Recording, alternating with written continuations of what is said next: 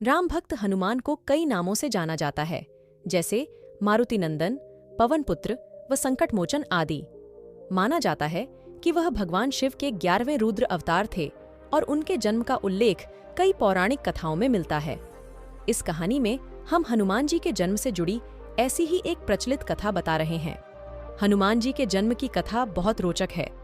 वे माता अंजनी और वानर राज केसरी के पुत्र थे।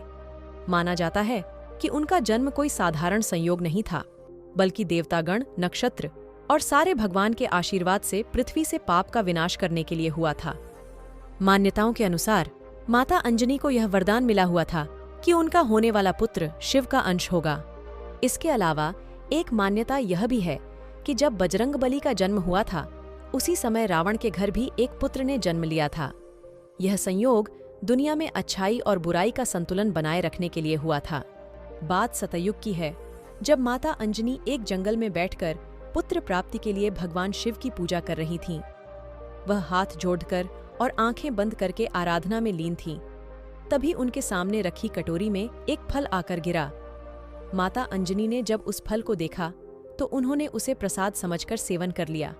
दरअसल जब माता अंजनी जंगल में पूजा कर रही थीं, तब वहां से दूर अयोध्या में राजा दशरथ भी पुत्र प्राप्ति के लिए शिव यज्ञ करवा रहे थे। इस हवन के बाद पंडित ने राजा दशरथ की तीनों रानियों को फल दिए, जिन्हें खाने से उन्हें पुत्र प्राप्ति हुई थी।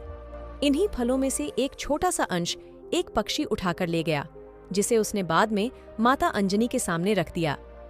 इस प्रकार भगवान शिव के आशीर्वाद से हुआ था केसरी नंदन हनुमान का जन्म।